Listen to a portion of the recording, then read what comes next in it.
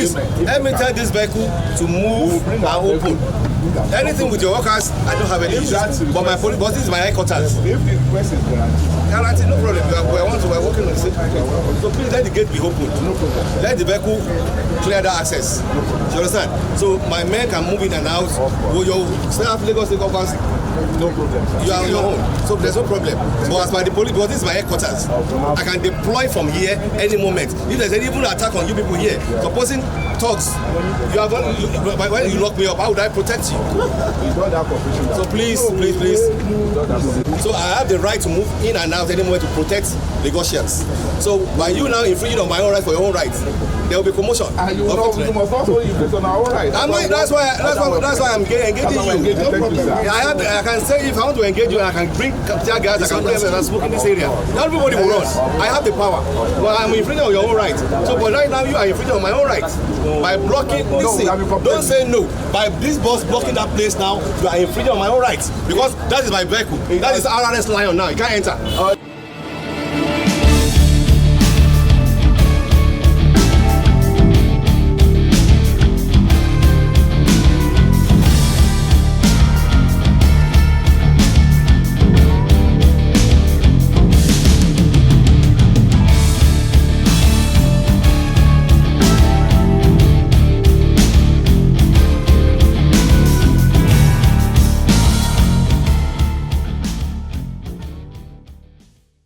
Our children yet unborn.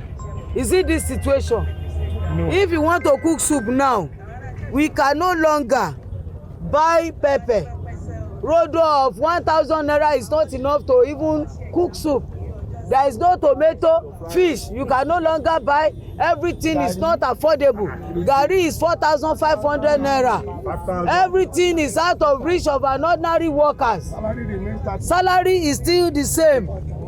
This is the time all of us must join voices together. Labour, NLC, TUC now, we are already awake to the responsibility. If you don't want to suffer and your children also continue the suffering, please let us with one voice and with the same action go home now. If you remain here, ẹni tó fẹ́ fọwọ́ ẹ̀gbẹ̀tọ́ ẹ̀ máa lọ lé yín. Ẹni tó fẹ́ fi ọwọ́ ara ẹ̀gbẹ̀tọ́ ẹ̀ go home. Go home. Because if we don't go home now, 60,000 the government is proposing is just $42. If you go to any embassy now, you want to travel, you want to go for conference, they will deny you visa. When they ask you how much is your salary and you mention 60,000, they will ask you how much is that in dollars. And when you tell them in dollars, Nigeria will say we are the giant of Africa. Is it the same thing? When we agree with government on 30,000, then 30,000 was $147. Today, the same 30,000 naira is $20. We can no longer continue to sustain that with our life with that 30,000 naira. The proposed money that is $42 is not. It will never be commensurate with the socio-economic reality on ground now. Yes. Nigerian people, Nigerian workers, please don't stress us beyond the limit. Go home now. Go home now.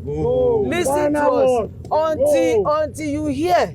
that NLC and TUC come to your television again to announce that yes, government has given us a 3-digit.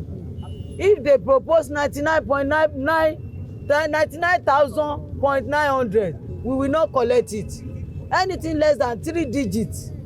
from 100,000 and above as minimum for even the person that is sweeping on the road, we will not collect it. Because those who are sweeping, the least person that is working, we attend the same market, we go to the same market. They will not look at the person and say because you are level 1 or you don't have level. Okay, so they will sell fish for you as you do. No. Enter the same transport. No, it's the same transportation. They will also pay for rent. So if you want to live a good life, let us fight this struggle. Adúpẹ́ lọ́dọ̀ Ọlọ́run jẹ́ arọ́pẹ́ rere dá. Kò sí nǹkan kan ní ó jẹ́ kẹ́ni kankan dìde.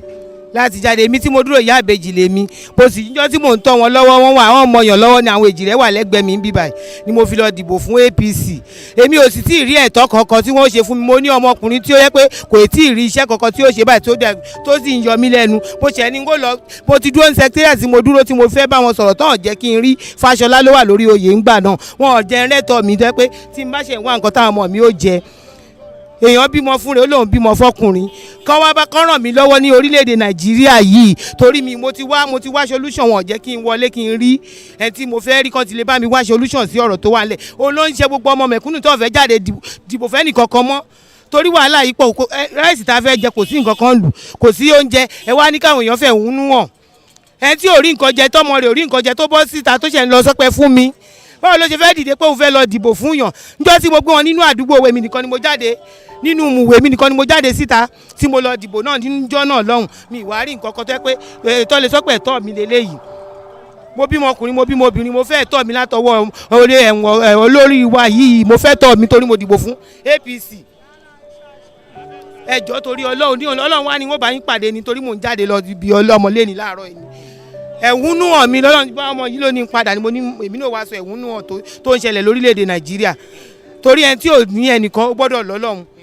sọ̀rọ̀ mi ti ń yẹ ẹjọ́ torí Ọlọ́run bá mi sọ fún olórí wa tó wà lórílẹ̀‐èdè kó bá mi wá solution èmi ìyá àbèjì àwọn ọmọ yẹn wà lẹ́gbẹ̀ẹ́ mi bíbáyìí kó bá mi wá solution sí ọ̀rọ̀ mi torí ẹni tó ti bímọ ó ti mọ̀ pé nǹkan kan làwọn ọmọ fáwọn ọmọ jẹun ò sí lè ṣe ntí tọ́lọ́run ò fẹ́ fún àwọn ọmọ tọ́mọ ntí fi wá táwọn ọmọ ẹ̀kọ́ dàkú kọjọ kan ràn mí lọ́wọ́ kọ́ ṣàánú mi kọ́ jẹ́ rí ntí fi táwọn ọmọ yìí tí ó ti yé yín ẹ dákun o. ó hẹ́ lórílẹ̀‐èdè Nàìjíríà gẹ́gẹ́ bí ẹ ti ṣe mọ̀ ìkànnì Kilarigbo náà láwà orúkọ tèmi ni AY Bello the star boy presenter yín náà rí agbègbè bẹ́gà náà làwà wá eléyìí tó jẹ́ wípé atúnika tó wá fi ọ̀rọ̀ wá àwọn ènìyàn wa lẹ́nu wò àwọn ọlọ́pọlọ àwọn onímọ̀ àwọn olóye tí wọ́n jẹ́ ọmọ orílẹ̀‐èdè Nàìjíríà ẹ gbọ́ kí ló ṣẹlẹ̀ gan-an. Lóòótọ́ ọmọ orílẹ̀-èdè Nàìjíríà ni mí ọmọ bíbí ilẹ̀ Yorùbá ni mí but everybody wọ́n bẹ̀rù láti sọ tẹnu wọn àti pé àwọn nǹkan tí à ń sọ tó bá ń jáde bí wọ́n ṣe ń rí wọ́n máa mọ̀ wípé inú ń bí àwọn aráàlú ebi ń pa wá gan mọ́tò ni mò ń wà àtìgbà tá a ti ń wa mọ́tò èmi kò ra mọ́tò rí èyí mo ń wà fún yàn ni tẹ́lẹ̀tẹ́lẹ̀ àtìgbà tí mọ́tò mi ti bàjẹ́ láti bí 2 months mo ò rówó ṣe gbogbo nǹkan tó ń ṣẹlẹ̀ nílùú náà ni wọ́n tún lè po wọn ṣé èrò tí ò jáde la fẹ́ gbé à ń gbèrò tẹ́lẹ̀tẹ́lẹ̀ tó di pé epo wọn àgbèrò 25 nísìbà àfẹ́mọ́ gbèrò 4000 wọ́n ní irọ́ àwọn èrò náà ń pariwo mọ́ wa ìjọba náà ní kẹ́ bá wa bẹ̀ ìjọba ní kẹ́ bá wa bẹ̀ everybody ń bẹ̀rù láti sọ̀rọ̀ ni tó bá yẹ ìyá everybody máa sọ̀rọ̀ tó bá dé stage kan everybody gan àní dúró de anybody mọ́ everybody máa jà fún rẹ ni kì í ṣe pé a máa pẹ́pẹ́ kankan kálukú a máa jó sẹ́yìn ara wa láti sọ pé ọya ká máa sùn bẹ́ẹ̀ ẹ wo nǹkan tó ṣẹlẹ̀ ní Ghana nígbà yẹn bóyá nǹkan tó ń sì máa padà ṣẹlẹ̀ ní country yìí nìyẹn àwa gan ò bẹ̀rù mọ́ báyìí ìgbà yẹn là ń bẹ̀rù àbẹ̀rù mọ́ báyìí tó bá ṣẹlẹ̀ ló ti ṣẹlẹ̀ nìyẹn ebi ń pa wá o ebi ń pa wá àríyàn kan jẹ ẹyẹ kan mọ̀ pé ebi ń pa wá àríyàn kan jẹ báyìí àwa gan àti fẹ́ dọ̀ gbogbo èrò kan wá báyìí níbi tó bá jásí ó jásí nìyẹn wọ́n ní wọ́n ń pa wọ́n náà tí wọ́n ń pa wọ́n náà ọkàn wọn tún balẹ̀ ń bẹ̀ ilẹ̀ Yorùbá tí wọ́n ti pa wá nìsín ṣọ́kàn wa balẹ̀ ni 5 o'clock mò ń jí jáde pàtó wọlé padà ní 8 o'clock still náà 2000 ní ọ̀bà mi wọlé ìyàwó ń bẹ́ lé ọmọ bẹ́ ń lé mo kì í sọ ọmọ kékeré mọ́ náà ìyàwó ń bẹ́ lé ọmọ bẹ́ lé mo mọ nǹkan tó yẹ kí n wọ́ọ̀tì náà èyí náà wò wàhálà náà ni kò síṣẹ́ kò sí ìran kan àṣà ní para wa mọ́tò tá a tún fi pa ọ́dà epo tún wọ́n èrò ọwọ́ wọlé látàárọ̀ nọ́mbà 4 ló ń lòdù yìí tí kò ṣèrò ṣùgbọ́n èrò tó bá lọ ni mọ́tò ń bẹ́ẹ̀ bẹ́ẹ̀ tí ó kàn mí látànà òní nísìmọ̀ ò tí mo bá máa lọ mìíràn kan tẹ́ pé pò wọn everybody máa travel business máa lọ bó ṣe ń lọ tó bá yẹ pé ẹrù ń bá àwọn èèyàn ni láti daṣẹ́lẹ̀ everybody ìyanu máa ṣẹlẹ̀ ìgbà tá a lọ fún 3 months tí wọ́n ní ká máa ṣiṣẹ́ àjẹun àkú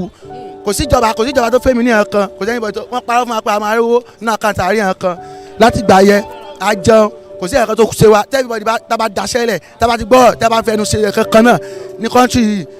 gbogbo ẹ̀ máa lọ bó ṣe yẹ kó lọ wọ́n máa wá solo. In any government it's a two-way thing kí government tó take decision mo believe pé àwọn náà máa ti take necessary steps what we call palliatives kan tó lè ṣe irú nǹkan bẹ́ẹ̀ yẹn although if we want to grow as an economy ó láwọn risks no I call it risks tó yẹ ká take we need to also bear the burden for a while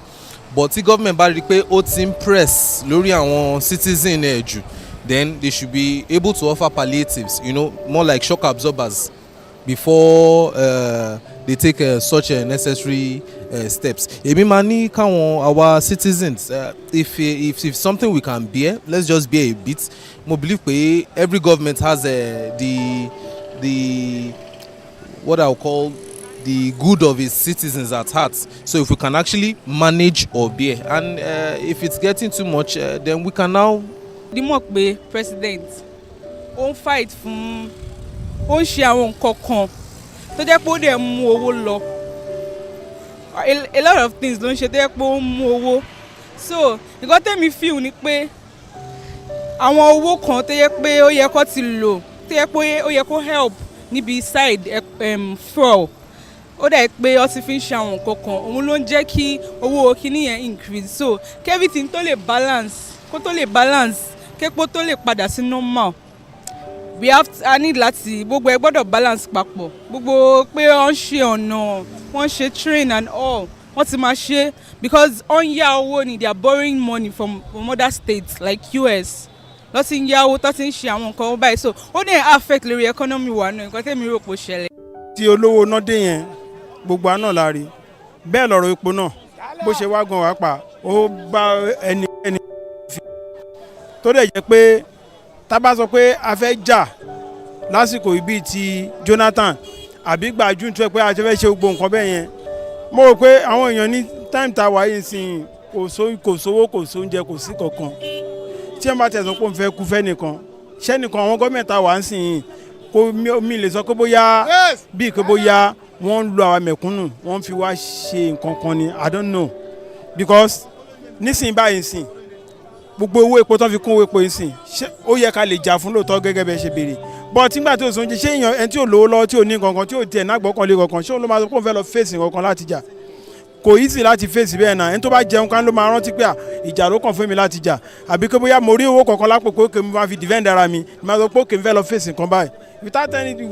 láìsí irú àwọn kan bẹ́ẹ̀ nothing tí mo rò pé ẹ lè ṣe because lọ́wọ́ tán gbé sí ìsìn báyìí sìn kò sí nǹkan wọ́n fowó kún epo kò sówó kò sí anything corona tó yẹ ìgbà ń tà ń sìn kò tí parí wọ́n fowó kún epo ẹlòmíì ò tí balance ti corona bá ṣe ń sọ yìí sìn ká má tí wàá sọ pé bóyá kínní so nǹkan tó ṣẹlẹ̀ nìyẹn ní gbogbo gbàdá ń sọ yẹn gbájú Goodluck Jonathan kò sí bóyá crisis kan wà ń ta mẹ́ pé bóyá coronavirus kankan wà ń ta ń gbà yẹn so everybody agbára dìpọ̀ òkè anything tó wà tẹ̀ fẹ́ ṣẹlẹ̀ everybody I need time láti dúró ti kínní ṣé oúnjẹ ọ̀sẹ̀ kan àbọ̀sẹ̀ méjì ni oníkálukú nílé láti jẹ but this time around ta ló tún oúnjẹ owó náà dà tí wọ́n fẹ́ fi oúnjẹ sílé káwọn àti wàá sọ pé so àwọn nǹkan tó fà á lóríṣiríṣi nìyẹn kò yẹ pé bóyá ó dùn mọ́ ọmọ Nàìjíríà because 100% Nigerians out of 99% èèyàn Nigerians mi ò rò pé bóyá kọ́lọ́run kó ṣàánú wa ni ó jẹ́ òṣìṣẹ́ ò jẹ́ ni so nǹkan bẹ́ẹ̀ so nǹkan tó fà á nìyẹn kò ṣe kó bóyá ó mọ ọmọ Nàìjíríà náà ní condition tí àwọn olórí wa tó ń gbé wa sí. I don't know whether the Nigerians are afraid. To me, it is not fair. One, they have stopped keke riders and Okada also because of this thing that is going on, the COVID-19 something. All the bus drivers, including BRT, they have increased their prices. Formerly, we used to enter Ikeja 100 naira, but now the BRT is 150. You heard when that bus driver was saying that the fare is 300 naira. Before it was not like that. I never knew they have increased the fuel price. When I came I'm from Magboro, Ogun State. I boarded a bus there, 200 naira to Bega. From Bega here, I'm hearing Ikeja, 300 naira. It is very terrible. Nigeria should look into this. We are suffering. We also are the government. It is not only the people that are sitting up there that is the government. We also are the government. We have to come out and protest. Tí ó bá sí àrùn tó ń jà káàkiri tí ò jẹ́ káwọn ènìyàn kí wọ́n jà àìjẹ́ bẹ́ẹ̀ láàrin bí ọ̀sẹ̀ kan wọ́n gbé sókè wọ́n gbé lẹ̀ wọ́n tún fi kún láti 142 wọ́n dá padà ìgbà tó máa yá wọ́n ló di 150 wọ́n tún gbé láti 150 ó di 160 ìyàlẹ́nu ló jẹ́ bẹ́ẹ̀ náà lówó mọ́tò ṣe máa lọ sókè àbí nígbà tí mo ra 10 litre ní 1600 tí mo dẹ̀ fẹ́ lọ trip méjì péré nínú ẹ̀ tí mo dẹ̀ ń láti pa 1600 yẹn ibi tí mò ń gbé ní 50 naira ẹ lérò pé mo lè gbé 50 naira mọ́ nígbà tó epo ti lọ sókè mi ò ní gbé 50 naira mọ́ èmi náà máa fowó kun tó bá fẹ́ bá mi jà máa sọ fún epo tí ó wọ́n kì í ṣẹjọ́ ti tèmi àìlèfẹ́ ronú àwọn ìjọba àwọn aráàlú wọn òun ní nítorí àrùn coronavirus tó wà níta ìyẹn ní ìkejì ń bẹ ni pé tí ó wà ní ipò ìwọ̀n ò sọ fún wọn tẹ́lẹ̀tẹ́lẹ̀ tó rántí mọ̀ pé tó bá sọ fún àwọn corona wà o corona ò sí o àwọn èèyàn á jà lórí ẹ̀ ẹ wo rúdísù nísìnyí láti ọdún kẹjọ 180 190 200 àrípa kankan lórí ẹ̀ rárá kí ni nẹ́fìtì àwa mẹ̀kúnnù lórí ọ̀rọ̀ epo láyà wa ń fojú sí àwọn tó wà lókè ẹni epo náà ń fojú sí àwọn nǹkan míì wà tó ń mówó wọlé fún Nàìjíríà o kòkó wà ń bẹ kọ́tìn wà ń bẹ rọ́bà wà ń bẹ àwọn kan jókòó lórí yẹn wọ́n ń jẹ yẹn pa wọ́n ń ká wa mọ́ ṣótọ́ dẹ̀ jẹ́ aráàlú tó yẹ pé èmi tí mo ń sanwó orí mi ìwé mọ́tò mi ń pé mo nẹ́tọ́ àti rìn ní gbogbo ìgbà driver's license méjì ni mo ní ti tèkó mo ní ti federal wọ́n tún fowó kówó epo nísìn ẹ sọ fún mi àǹfààní wo náà wá fẹ́ ṣe fáwọn aráàlú lórí ọ̀rọ̀ epo.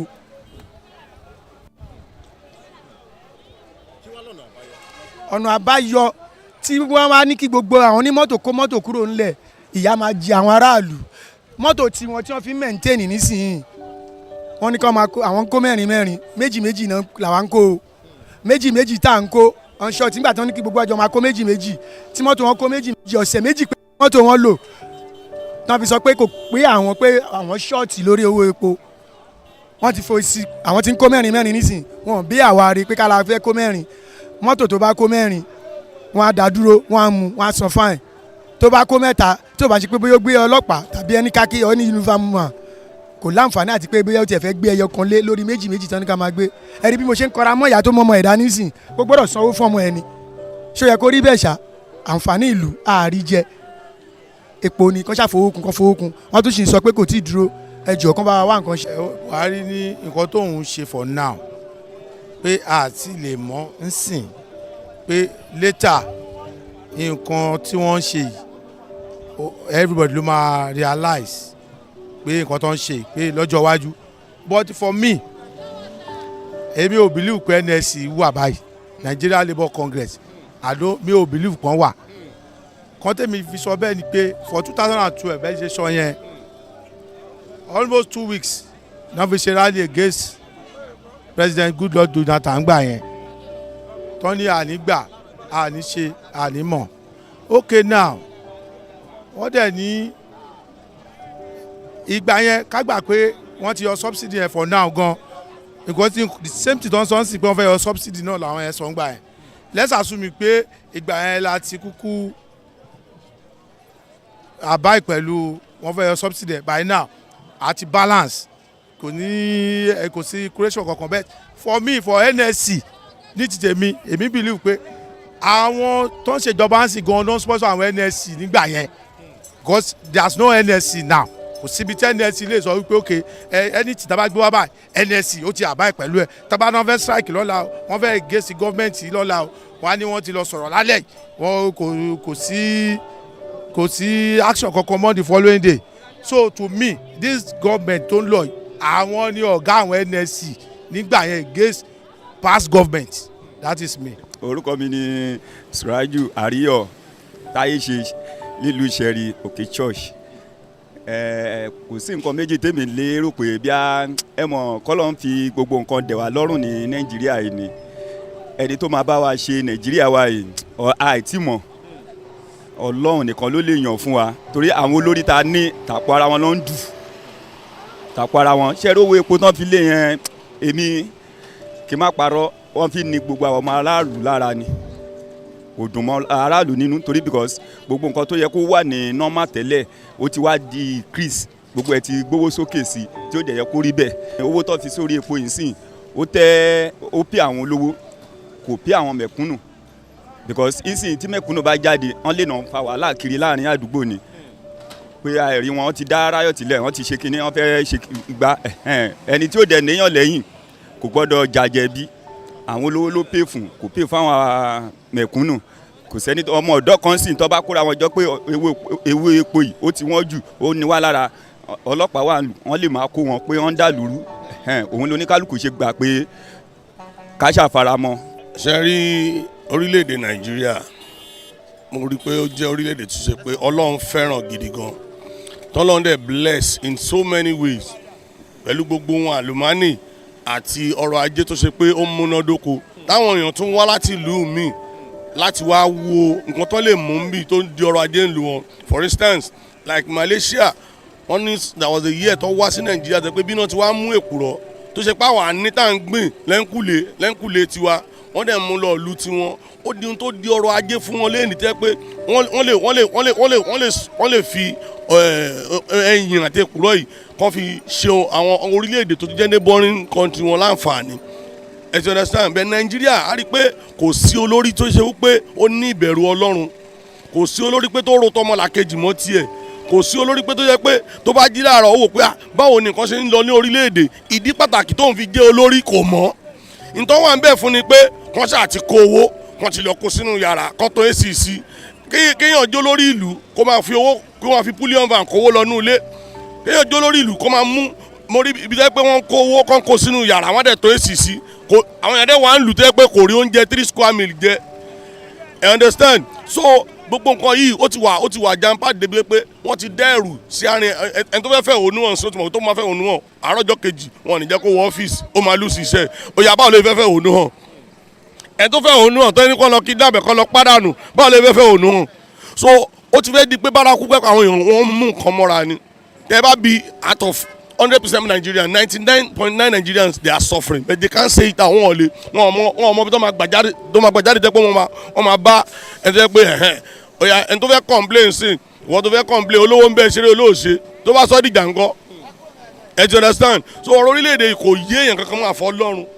Ọlọ́run nìkan ló lè bá wa intervene sí Ọlọ́run nìkan ló lè mú wa kúrò lóko ẹrú yìí because eléyìí ò kì í ṣe democracy mọ́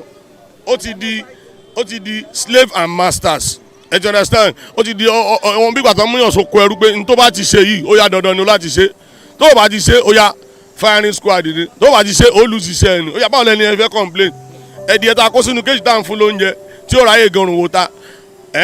tó bá complain fọlọ́wọ́ ẹ̀ pípa ni. pẹ̀lú gbogbo protest àti ṣe sẹ́yìn náà really rí changes and pẹ̀lú situation on ground náà a ṣe ń recover from COVID-19 lockdown and all so tabati ẹ̀ tún wá ṣe protest mi gan is more as good as a waste of time because protest kọ́ ló máa really change what we call òun kọ́ ló máa change ká sọ pé mind the government kí èmi believe pé kí government tó take real decision bẹ́ẹ̀ ó yẹ kán ti ṣe consultations pẹ̀lú àwọn labour unions and the necessary bodies